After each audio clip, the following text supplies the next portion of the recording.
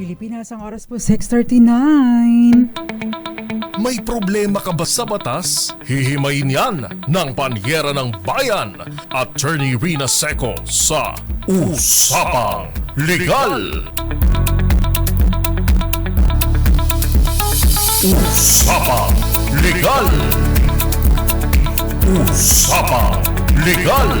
Magandang gabi Pilipinas, ito pa ang programang Usapang Legal kasama ang Panyera ng Bayan, Attorney Rina Seco para sa DZRH. Una sa Pilipinas, una sa Pilipino. Usapang Legal. Kumusta po kayo ngayong araw ng Martes? Mamaya ay di ba? Bukas ang Chinese New Year. Kyonghae Fat Choi o Kyonghae Wat Chai sa mga naniniwala sa Chinese New Year. Kumusta po ang inyong paghahanda? Kompleto na ba ang inyong mga prutas? No? Yung mga malalagkit, matatamis, tikoy at kung ano-ano pa. Huwag masyadong magpapakarami ng kain ng tikoy ha, mamantika, tsaka masyadong matamis. At ano pa ba? Hindi healthy. Usapang Legal. Anyway, samahan niyo po ako hanggang 7:30 ng gabi. Maganda po ang ating talakayan sequel sa ating naging discussion last week patungkol doon sa mga last week kasi ang pinag-usapan natin ay yung mga mga rights, no? Ngayon pag-uusapan po natin o karapatan sa property. Ngayon pag-uusapan po natin, may kinalaman pa din sa property pero ang tanong, safe po bang bilhin kapag ang property na binili natin ay naka-mother title pa? At syempre pa, kung sakasakali nga na nakabili kayo ng property na ganito, pwede pa itong mapatituluhan at paano? Usapang Legal. Yan po ang tatalakay natin tonight hanggang 7:30 po tayo ng gabi. Kaya naman if you have questions, 0919-282-6485. Pwede din po ninyong ipadala ang inyong mga mensahe bilang comment sa ating DZRH TV 4K live stream sa YouTube. At syempre pa, bilang comment sa ating mga Facebook live sa ating mga Facebook pages. Usapang Legal. Pwede din po ninyong i-share ang ating talakayan tonight para mas marami pang ma-reach at matuto sa ating discussion tonight dahil common po ito, yung pagbili ng portion or bahagi lamang ng property na naka-mother title pa. Ibig pong sabihin, ang property ay registered bagaman at hindi natin binili ng buo ang property and therefore kailangan pang bahagiin muna. Posible po ito, ang property ay co-owned.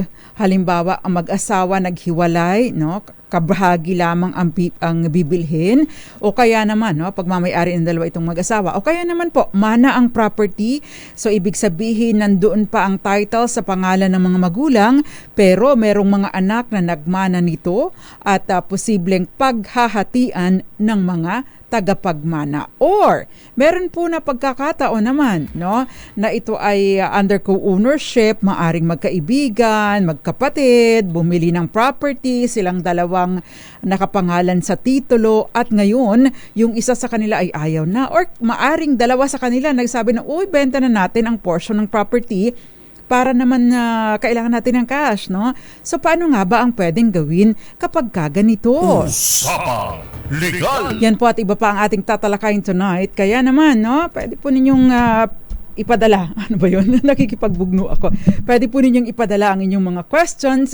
Magandang gabi po sa inyong lahat. At syempre pa, yung mga nanonood sa atin, walang absent. Tita Ami Miraflor Garcia, gayon din. Si Jericho Ferrer, sabi niya, na-miss mo po ba ako, Attorney Rina? Sabi ni Jericho, abay syempre, na-miss ko kayong lahat.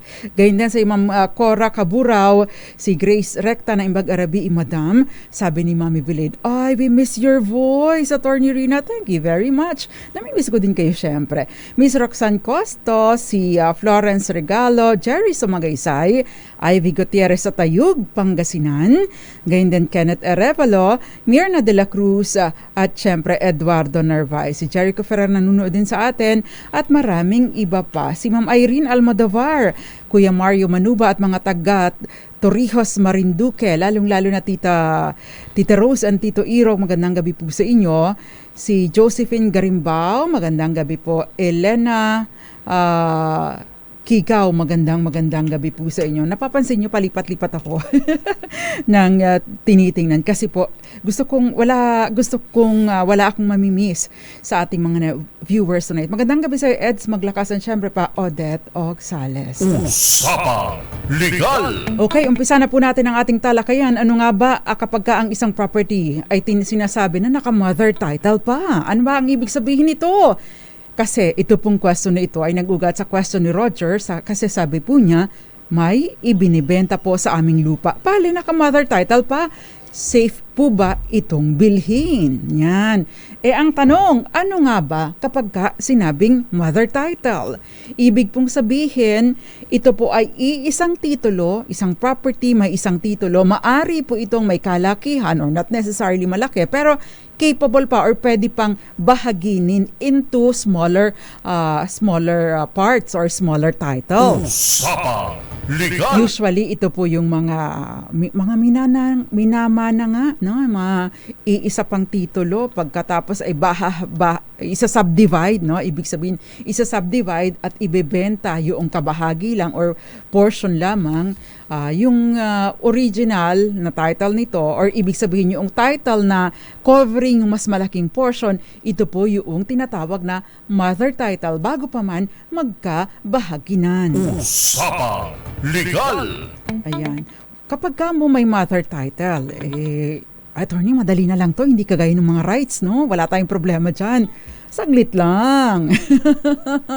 Kasi baka may problema din. Kasi may pagdadaanan pa pong proseso at kailangan po ninyo itong i-comply para naman yung titulo ng portion na nabili ninyo ay mailipat ninyo or maipalagay ninyo sa inyong pangalan. Usapang Legal! Yan. So kapag ganito, ano nga ba ang kinakailangan? Take note po, kailangan pa rin po natin, bagaman at may title na, kailangan pa rin po natin na mag-conduct ng due diligence. So, ano ba yung mga obligasyon nitong buyer? Kasi yung buyer po, syempre, ikaw ang bibili, ikaw ang magpa-part sa iyong money, ibig sabihin, mawawalan ka ng pera, ibig sabihin, ikaw ang bibitaw sa pera mo, sisiguraduhin mo na tama ang paglalagyan nito at yung binibili mong item or yung binibili mong property ay hindi scam. Hindi scam ang transaction nyo. Napakahalaga po ng due diligence. Ano nga ba yung due diligence? Mga hakbang, no, na nagpapakita na ikaw ay nag-conduct or nagsigurado, nagtingin ka, in-inspect mo ang property, ang record ng property, para matiyak na hindi mapapariwara ang iyong pera. Usapang Legal! Yan, dahil ikaw ang magpa-part sa iyong pera, ba ikaw ang may obligasyon na tiyakin, no, na talagang maililipat mo ang property sa iyong pangalan. Usapang Legal! Magandang gabi sa iyo, Rudy Valpal, magandang Dante Abardalosa at me, Josephine Garimbao, Andy Sarmiento at iba pa. Yung po mga nagsaselebrate siya ng Chinese New Year. Magandang gabi po sa inyo. Si Miss Gael, ay sabi niya, absent ako today ha. Dahil ako ay busy sa paghahanda para sa Chinese New Year tonight. Si Marisa Puan, magandang gabi sa iyo, dyan sa Naga City, Camarines Sur. Mga nanunood sa atin dyan sa Mabalacat, Pampanga, lalong-lalo na kay Ma'am Nieves Palorina, or Zoraida Nieves Palorina, Bene Rose Raet, magandang gabi dyan sa Las Piñas, at syempre pa Alan Evaristo, magandang gabi po sa inyo. Si Maricor Angeles at Daisy Bacoro, magandang gabi. Ofelia Barcinas, magandang gabi po sa inyo. Usapang Legal! Okay, pagpatuloy po natin ang ating talakayan, no, patungkol doon sa ating topic for tonight. So yung responsibilidad po ng buyer na mag-conduct ng due diligence. Tingnan ang dokumento. Sino ba yung mga taong pinangalanan sa titulo? Sila ba ay mga buhay pa o sila ba ay mga patay na at ang nagbibenta sa iyo, no, ay mga tagapagmana nitong mga nakapangalan sa title? Mahalaga pong ma-identify ang identity ng seller. Usapang Legal. Napaka-risky din po kasi baka mamaya, no? Wala naman siyang, hindi naman siya yung totoong may-ari ng property. Wala siya sa title, no? Maari din naman na itong property nito ay undivided. Ibig sabihin, hindi pa subdivided, no? Wala pang toka-toka kung ilang porsyento ang mapupunta kay A, kung mapupunta kay B, kung mapupunta kay C. Medyo may kahirapan po ito. Bakit? Kasi iisa lang, take note, iisa lang ang kopya ng titulo at ang titulo na ito, no, yung tinatawag na mother title, kakailanganin mong i-present kapag ka po ikaw, kailangan mong i-surrender, no, sa Register of Deeds kapag ka magpapatitulo ka na sa iyong pangalan. Ay ang tanong, yung naghahawak ng title na ito, ipapahiram ba sa iyo? Usapang Legal. O baka naman kailangan mo pang dumulog sa korte para sa hilingin na ipag-utos sa custodian or sa naghahawak ng kopya ng titulo na isurrender sa iyo or isurrender sa korte o kaya sa Register of Deeds ang title. Kasi syempre kung halimbawa isa ako sa mga co-owners ng property, mamaya dyan yung buong title ng property or buong property ilipat mo sa iyo, di ba? So, nag-iingat din po sila. Kaya ito ay isa sa mga risks kapag ka po ikaw ay bibili na portion lamang at especially undivided or hindi pa subdivided ang property. Usapang Legal. Anyway, magko-commercial po muna tayo sa ating pong pagbabalik patuloy sa ating talakayan. Again, pwede po ninyong i-share ang ating talakayan tonight para mas marami pang ma-reach at matuto sa ating discussion because we know for a fact na napakarami pong bumibili ng property na usually naka-mother title pa at kapraso lamang nung property na ito ang ating binibili. Magbabalik pa po ang Usapang Legal kasamang Panyera ng Bayan, Attorney Rina Seco. Diyan lamang po kayo. Kayo'y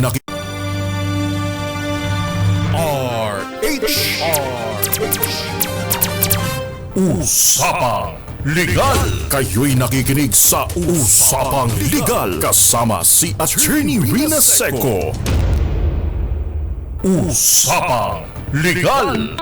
Nagbabalik po ang Usapang Legal kasamang Panyera ng Bayan, Attorney Rina Seco. Tinatalakay po natin kung safe bang bilhin yung lupa na naka-mother title pa. Generally, hindi po siya ina-advise, no? Mas maganda po na tiyakin na natin na subdivided na ang property. Kasi kapag naka-mother title, hindi pa po ito subdivided. Ibig pong sabihin, wala pa man lang record yung nagbibenta sa inyo na siya nga ang nagmamay-ari. Maliban na lamang po, kung halimbawa kasama siya doon sa title. Halimbawa, Rina Seco, Billy Domingo, Sofia Gans, halimbawa ganon. Yun yung nakalagay doon sa title. So, hindi rin natin alam kung ilang porsyento yung kanyang pagmamay-ari doon. Siyempre, kapag isa lang ang nagmamay-ari, isa lang ang nagbibenta sa inyo, no, kailangan po ninyong tiyakin ay ilan ba yung porsyento na sa kanya dito, no? Hindi po automatic na kapag tatlo ang nakapangalan sa title ay divided by 3 na ito, no? Maari pong halimbawa ay 50 square meters lang sa isa, maaring 100 square meters lang sa isa, no? Dahil depende po sa sitwasyon ng property at sa kondisyon kung paano ito nila na-acquire or sa kanilang mga kasunduan kasi baka naman mayroon pa silang iba pang kopya, dokumento ng kanilang mga kasunduan as to, no, ilan ang porsyento ng kanilang pagmamay-ari dito. Usapang Legal. O, nakuha niyo po ba yun? Ay paano kung ibinenta sa iyo, no? Dalawa sila, no? Dalawang may-ari, no? Akala mo 50% yung pagmamay-ari nung nagbebenta sa iyo. What if 1/3 lang doon ang sa kanya, no? What if 1/4 lang doon ang sa kanya? Because say for example, meron doong halimbawa mana ito, yung portion niya iba pala ang share ng isa, no? Dahil meron pa siyang kaparte doon sa ibang property under a different title. Kaya isa ito sa mga risks kapag po ang bibili natin ay porsyento lamang or bahagi lamang ng property na nasa mother title pa. Ayan, isa po yan, kasama po yan sa mga risks na ating sinusuong kapag bibili tayo ng property. At syempre pa, dapat din po nating malaman kung meron ba siyang, kung halimbawa pong undivided at hindi pa subdivided ang property, kakailanganin po ninyong malaman na kailangan po ninyo ng pahintulot din ng mga kapwa niya, mga tagapagmana. Bakit kanyo? Kasi kasama kayo sa makikipagparte sa kanila. Usapang Legal. Ito ay maliban na lamang kung meron na pong subdivision plan. Anong ibig sabihin nito? Ibig pong sabihin na ipa-survey na ang property at na-identify na ang meets and bounds, yung mga boundaries sa property, at na-identify na itong lot A, lot B, lot C. Because without that, kailangan po ninyo yung kailangan po ninyong makipagkasundo, makipag-coordinate doon sa mga co-owners ng property. Usapang Legal.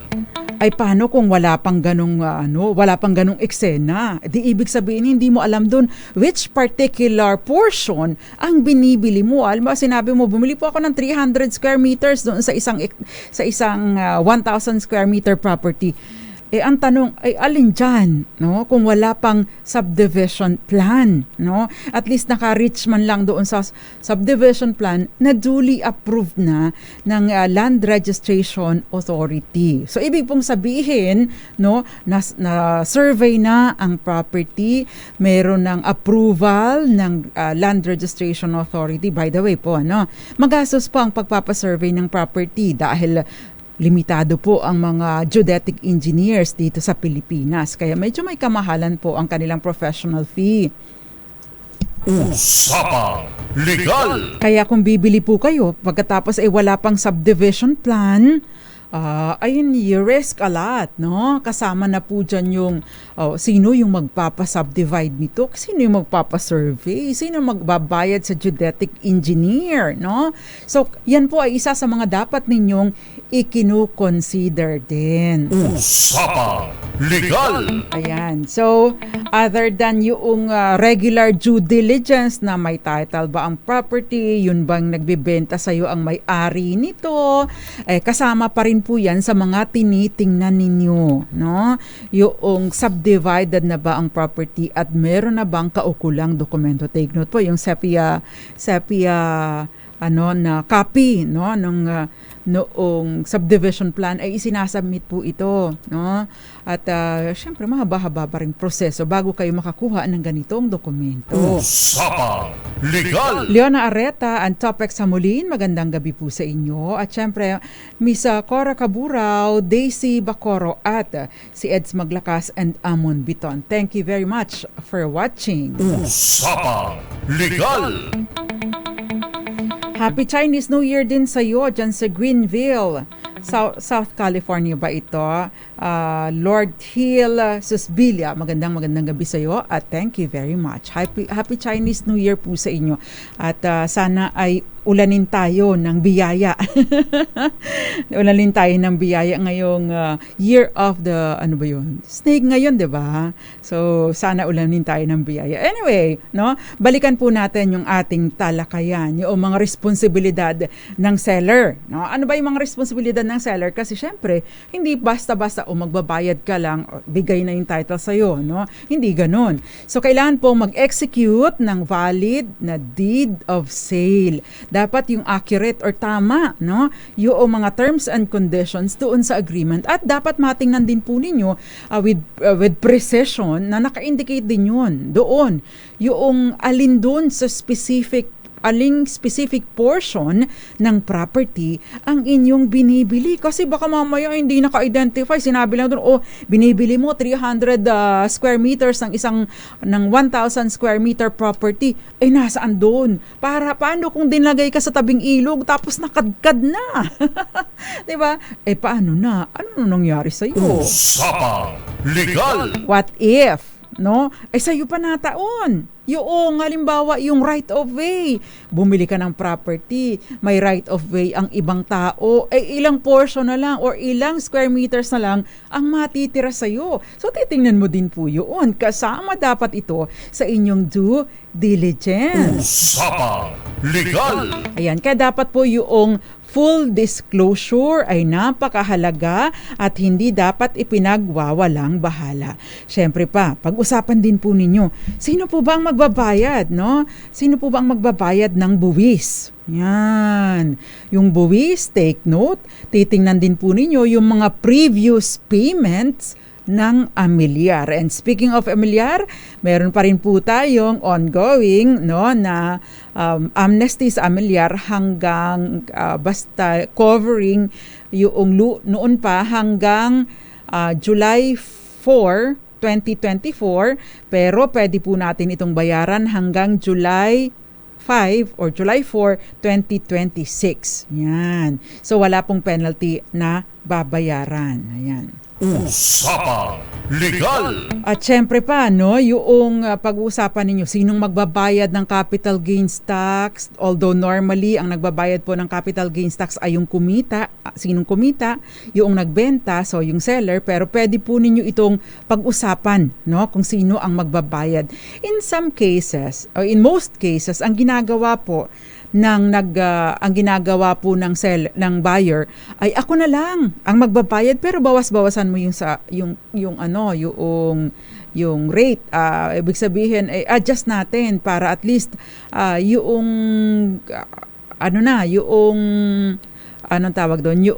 covered na yung capital gains tax kasi may pagkakataon po na dahil ang seller ang nagbabayad ng capital gains tax, kinakanya na niya yung pera, hindi binabayaran at therefore yung nagiging stagnant ang movement ninyo dapat, Kasi nabibitin ang buyer dahil hindi binayaran ni seller yung capital gains tax, hindi ngayon makagalaw itong buyer para mapalipat ang title sa kanyang pangalan. Usapang Legal.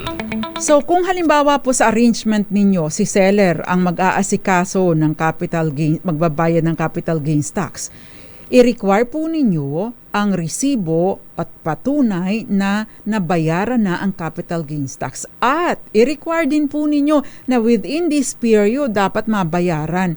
Actually, I suggest nga po, kayo na po ang magbayad or ibigay sa inyo ang bayad, ang pambayad sa capital gains tax or sabihin na dito na po natin awas.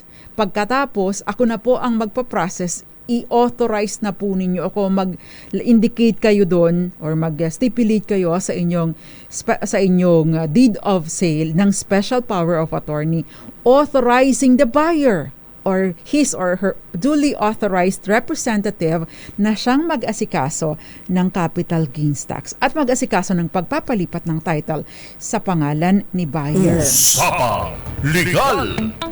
Ayan, so napakahalaga po ng kooperasyon ng buyer ng seller.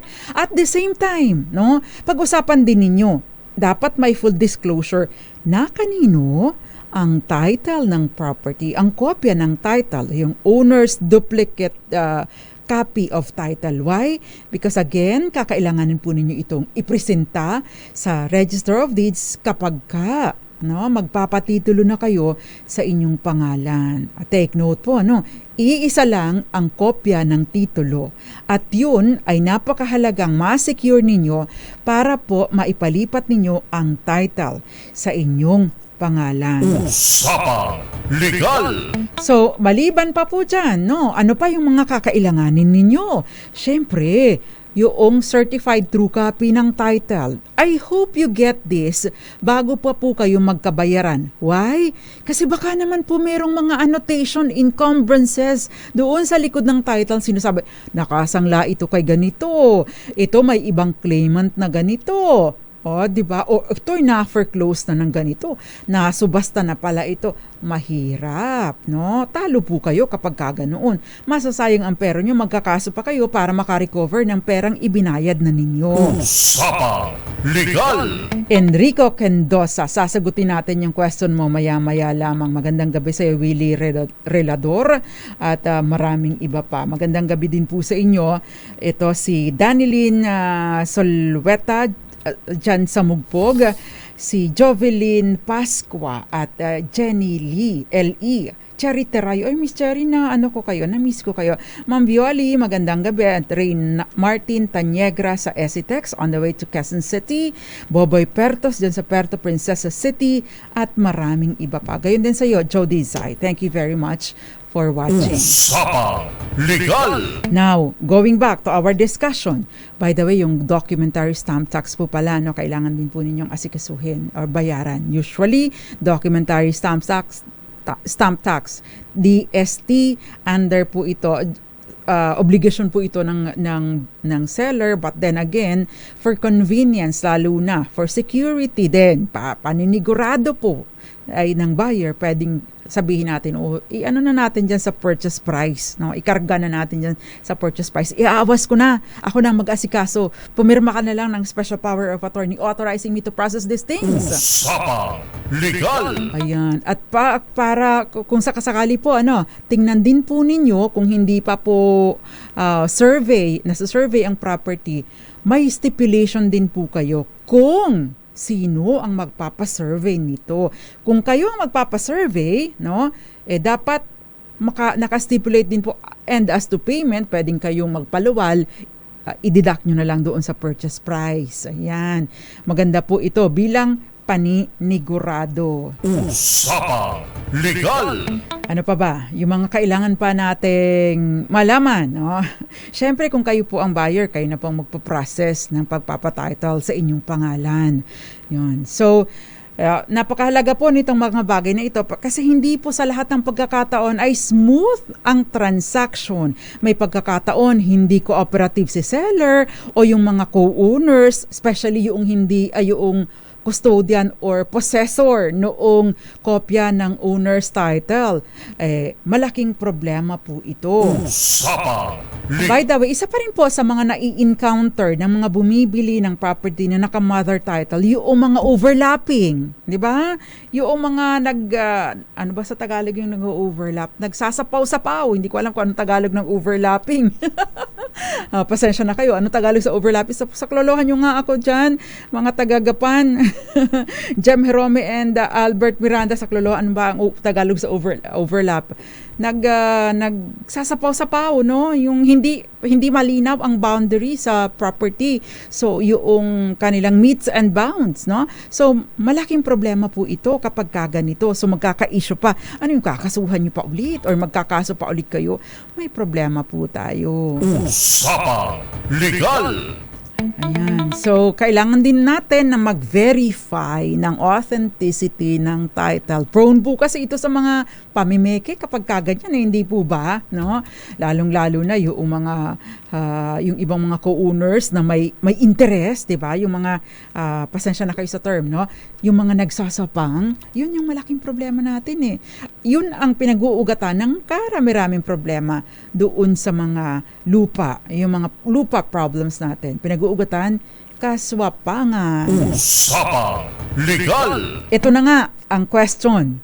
Paano po kung ang mother title may nakasulat na notice of encumbrance, tapos 300 square meters lang po ang binili sa 3,000 square meters?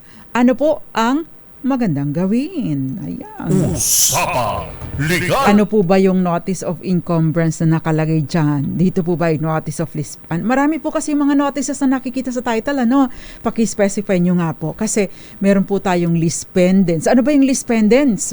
Kapag ka po may list pendants, ibig sabihin pinag-aawayan pa yung kaso ay yung may kaso-kasuhan pa na involve ang property.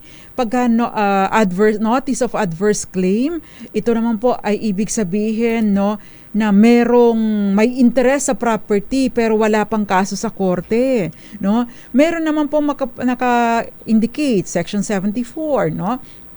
Ano ba yung section 74? Nakalagay doon, ito ay naging subject ng manahan at wala pang 2 taon ang lumilipas and therefore maari pa itong habulin ng ibang mga tagapagmana. Subject ba yan sa maari pang maging subject ng manahan lalo na't kung merong hindi nasali sa pagbabahagi ng property. Usapang Legal! Meron ding mortgage. Ano ba yung mortgage? Merong ibig sabihin na ito ay isinangla, no? Maaring hindi pa natutubos. O ano pa ba?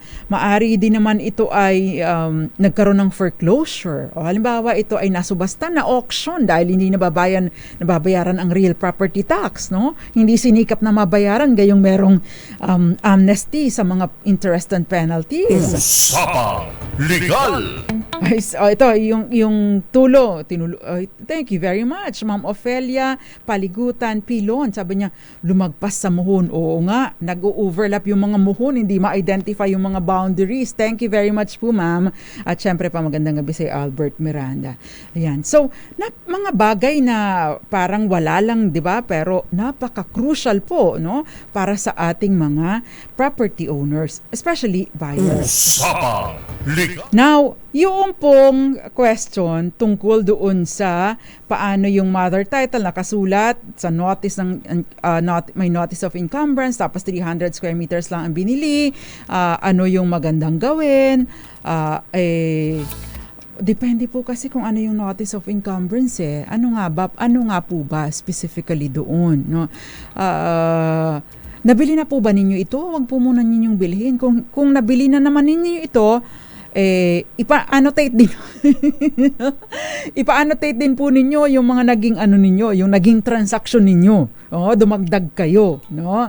Yung ipa-annotate po ninyo na nagkaroon na ng benta. How do you do this? No? Kailangan po ninyo syempre ipakita yung notarized deed of sale doon sa Register of Deeds. Mag-submit po kayo ng isang kopya doon for annotation. That way protected din po yung inyong karapatan. But, no, secondary lang yung karapatan ninyo doon sa mga nauna na. No? Dapat po kasi kapag may adverse claim or notice of lease penance or anumang notices dyan, we make sure na malinaw po sa atin ano na po ang status nito. Dapat po ay tapos na ang kasong ito at na-resolve na at na-uphold yung karapatan nitong seller na itong nagbibenta sa inyo. Otherwise, wag po ninyong bibilhin. No? Dahil syempre, yung resulta noon ay yung karapatan ninyo ay nakadepende sa resulta noong mga kaso o kung anumang annotation na nakalagay doon. So napakahalaga po talaga ng due diligence. Usapang Legal! Ayan. Pagkatapos I hope din na nakapagkaroon na meron na itong survey. Otherwise, malaki po itong problema para sa inyo. Usapang Legal! By the way, kapag ka po ganito, may mga notices yung title ng property na bibilhin ninyo, wag po ninyo agad bayaran. Sabihin po ninyo, ipalinaw mo muna, sabihin mo kay seller, uy seller, patanggal mo muna itong mga annotations na ito, ipa-cancel mo muna itong mga annotations na ito. Take note po, para mapa-cancel ang annotation doon sa property, doon sa title ng property, you will have to go to court o gagastos ka, buyer. Diba? Kaya napakahalaga po na ipapa-cancel, sabihin niyo po doon sa seller na, uy ma'am, sir, seller, patanggal mo muna yan, babayaran kitang buot, patanggal mo muna lahat yan. Manigurado ka kasi kapag ka binili mo yan na merong mga ganong mga notices, annotations, abay talo ka. Dahil yun ay notice na sa lahat, sa buong mundo na, may issue ang property. Sino man ang bibili nito, you buy at your own risk. Sumigi ka pa, malaking problema mo. Usapang Legal! Happy birthday po kay Kylie Villarta Ganson. Bukas po ang birthday niya, ang nagpapabate si Agustin Villarta. Happy birthday sa iyo. 7th birthday niya kay Kylie Villarta Ganson. Usapang Legal. Magko-commercial po muna tayo. Ipagpapatuloy po natin ang ating talakayan. Magdalena Martin, Nato, Nakase at syempre pa Star Between, Alexis Tiger, si Cherry Terayo. Babasahin ko during commercial break yung iyong question at sasagutin ko sa ating pagbabalik. Ilan po muna mga paalala, dyan lamang po kayo. Kayo'y nakikinig sa Usapang Legal kasama si Attorney Rina Seco. Nagbabalik po ang Usapang Legal kasama ang Panyera ng Bayan, Attorney Rina Seco. Tinatalakay po natin kung paano mapatitiruhan yung portion ng property natin na nabili na naka-mother title pa. Siyempre, isasama ko na lang po. Kailangan po ninyo ng deed of sale, ng transfer tax receipt, kailangan din po ninyo ng clearance ng tax receipt, at siyempre, kopya mismo noong titulo original na in the possession of the owner, at kailangan bayaran yung mga taxes, capital gains tax, documentary stamp tax, at babayaran po ninyo ang transfer tax. Magpa-process po kayo when you have all these documents. Magpa-process po kayo sa BIR at i-issuean kayo ng ECAR, Electronic Certificate Authorizing Registration, at pagka meron na kayo nito, pupunta po kayo sa Register of Deeds. Usually meron itong petition for splitting of title, kasama po dito yung inyong yung kopya ng inyong deed of sale. So, mahaba-haba po ito. Mas mahaba pa, kapag ka pa ang binili ninyo ay halimbawa hindi pa nababahagi or hindi pa namamana, ibig sabihin hindi pa nag-go through yung settlement of estate. Say for example, sina A, B, C, D, E, F, G, nagmana ng asyenda. Nagmana, say for example, ng 1 hektaryang lupain o 1 hektaryang farm. Paano kung wala pa man lang settlement of estate? Problema po itong malaki. Bakit? Kailangan pong mag-settle muna ng estate. Siyempre, hindi ikaw mag-i-initiate dun. Ang mag-i-initiate yung mga tagapagmana. So kung bibili po kayo ng kahit portion lang, make sure na kung ito ay mana, settled na ang estate at umabot na sa pagkakataon na na-survey na, nagkaroon na ng subdivision plan or subdivided or partitioned na ang property. Usapang Legal. Ay totoo ka, Aunt May, dahil yung mga sinasabi niya mahirap dyan, yung hanggang saan yung mga muhon nila, tapos gusto pang manglamang. Diba? Attorney, maraming salamat po sa pagbati. Agustin Villarta, thank you very much. Nasaan na ba yun? Okay. Usapang Legal. Okay, so ipagpatuloy po natin ang ating talakayin. Yung question kanina, I'm looking at yung question ni Cherry Terayo. Tanong ko lang po, yung lupa po na tinitirikan ng aming bahay ay sa may magkakapatid ng aking biyanang babae. Patay na po kasi ang mga magulang ng aking biyanan. Bali po, minana na nila. May titulo rin po kasi dati pong tenant ang lolo at lola ng aking asawa. Dinonate po sa lolo at lola ang 1 hektarya. Tanong ko po, sino po ba ang dapat na magbayad ng amilyar? Kasi ang titulo ay nasa kapatid ng aking biyanan. Kung sino po yung nagmamayari, siya po ang nagbabayad ng property. Or kung sino man ang gumagamit ng property, siya po ang nagbabayad on behalf, depende po sa agreement, on behalf of the owner. O kung halimbawa namatay na po yung may-ari, yun pong mga tagapagmana ang may interest dapat na magbayad ng property. Kung halimbawa po isang nag-o-occupy, hindi niya binabayaran pero gustong mahatiin ng mga tagapagmana, kasama po ito sa dapat ninyong pag-usapan or pwedeng saluhin ng isa sa mga may interest sa mga tagapagmana sa kondisyon na ito iaawas ko ito o ikakarga ko ito o ito babayaran ninyo ito sa akin. Ang importante po, mabayaran ang amilyar para hindi magkaroon ng notice of delinquency at hindi ibenta or hindi maikunin ng gobyerno ang property para isubasta at dahil hindi nababayaran ng buwis. Usapang Legal. Meron pang question dito let me check. May question po dito. Mahina ako mahina. Wala akong PA ngayon. Wala si Gael. Enrico Candosa. Good evening po, attorney. Nakabili kami ng lote sa isang subdivision years after at sa hindi malamang kadahilanan nung magpagawa na kami ng bahay. Wala kaming makitang muhon dun sa bloke kung saan nakapwesto ang lote namin. Kaya napilitan po kami magpa-survey. Kami po ba ang dapat talagang magpa-survey o dapat ang developer ang sumagot nito? Hindi po ba responsibilidad nilang tiyakin na hindi basta mawawala o maaalis ang muho nito. Tama po kayo, Enrico Candosa, dahil yung pong subdivision, yung developer ang dapat na nagpo-provide nito. Nakalagay din po ito sa meets and bounds at dapat clearly identified, malinaw ang mga pagitan. Ngayon, dahil ang sinasabi po ninyo ay nag-fail ang developer, sulatan po ninyo ang developer at hilingin po na mai-reimburse kayo doon sa inyong binayaran sa resurvey or relocation survey na tinatawag. Usapang Legal! Okay, meron pang next question. Sabi niya ganun. Paano po? Wait. Iniisa-isa ko po yung mga questions ninyo para po. Yung iba kasi wala mga comment lang eh. Saglit. Attorney, sabi niya, attorney, hindi po mother title pero paano po kung yung anak na may hawak ay ayaw ibigay? Ay siguro may hawak ng titulo. Ang sinasabi po kasi nila ay di sila nakapirma sa deed of sale kaya hindi daw valid ang bentahan. Pareho pong patay na ang magulang pero notarized po yung DOAS na hinarapan po ng mag-asawang seller sa abogado. Okay.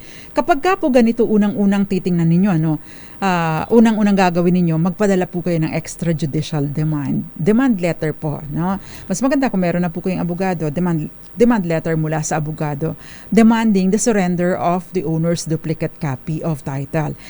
Maganda rin, no, na sa pagkakataong ito, bago pa nila ma-transact, ipa-annotate po ninyo, no, yung transaction ninyo with the parents. So, yung deed of sale mahalaga po. Kakailanganin po ninyo ito sa pagpapa-annotate sa Register of Deeds. At kung hindi pa rin po, no, hindi pa rin isu-surrender yung title, pwede po kayong magsampa ng kasos for specific performance before the regional trial court. Specific performance na saying na, judge, hinihiling po namin, ito po yung transaction namin, hinihiling po namin na ma-surrender ang kopya ng title ng property nito. Pwede po ninyong ipasagot, no, yung expenses para sa litigation at humingi na rin po kayo ng danyos perwisyo dahil hindi naman kayo kailangan ng dumulog sa korte kung sinorender nila ang kopya ng title ng property. Usapang Legal! Pero napakahalaga po na yung inyong transaksyon ay mairehistro po ninyo, baka kasi maitransact pa sa iba, no? At syempre pagka naisampa na po ninyo ang petisyon, your lawyer would know this, kailangan po ninyong i-annotate yung notice of lease pendants na meron pong ongoing case sa korte patungkol sa property. Yan, next question. Tutukan po natin yung next question. Ano pang dapat gawin kung ang lupa namin sinasabi na overlap sa lupa ng iba? Si Mac De Leon. Okay, Mac De Leon, ito po ngayon pumapasok yung relocation survey. Anong ibig sabihin nito? Kasi may title na, di ba? Definitely, meron na dong mga yung meets and bounds, yung mga boundaries. But for clarification, para masabi natin na matukoy talaga natin kung nagkaroon ng overlap, magpapa-resurvey po kayo. Dapat lang po yung mga katabi ninyong properties ay notified then of the relocation survey dahil yung cooperation nila ay kailangan po dito. Usapang Legal! There is another question, no? Mabilis ang oras, pero meron pong isang question. What if there is a part na expropriated due to road widening? Will the same process since portion of the mother title lang naman ang nabili ng government? Ang mangyayari po dito kapag ang property ay expropriated or inoffer o kinuha ng gobyerno, no, yun pong portion na kinuha ng gobyerno or ginamit ng gobyerno ng DPWH most of the time ay yun pong portion na yun ay magre-resurvey at ina-annotate po doon sa title pending pa yung split. Kasi magkakaroon po ng separate na title yung kinuha ng gobyerno or ginamit ng gobyerno at yung natira yun po ang mai-issuehan ng bagong title. Usapang Legal! Nansinita Lanes, attorney, paano kung ang lupa namin napatituluhan ng iba, nagbabayad naman kami ng buwis? O yan po, paano po nila na-acquire ang title ng property? We have a separate discussion on that. Meron po tayong episode noon na attorney, kinamkam ng iba ang property ko, or attorney, napatituluhan ng iba ang property ko, pwede po ninyong balikan. Okay, attorney, nakabili kami portion lang, undivided po pa, pero nawawala daw ang mother title. Ay, ito po ang malaking problema, no? Syempre, kung portion lang, napasurvey na po ba ito? Na-identify na po which part? Syempre, mother title, magpakaroon pa ng splitting. Pero, ang problema, itong malaking problema, missing ang title. Sino po ba ang in possession of the title?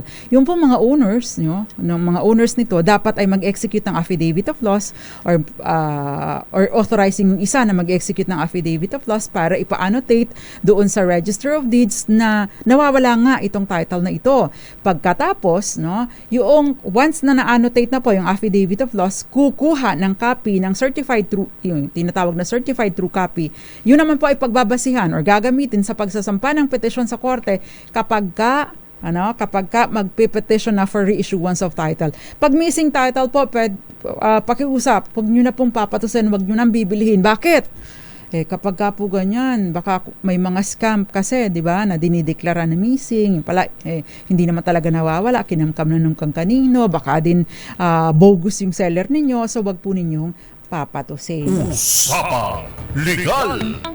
Anyway, mahaba pong proseso kapag ka nawawala ang title. Yun. Ma'am, pila, Joy, si Joy. Ma'am, pila katuig magpaabot, mag-file og mother title og pila man ang penalty sa expired nga deed of sale og shout out po sa tanang taga Compostela. Ay, taga Compostela, saan Compostela sa Cebu? Or ano pa ba? Saan pa ba may ibang Compostela? Okay. Yung pagpaabot ng file, splitting ng mother title, mabilis lang po ito, 2 to 3 months. Pagka kumpleto ang mga dokumento ninyo, mabilis lang po ito.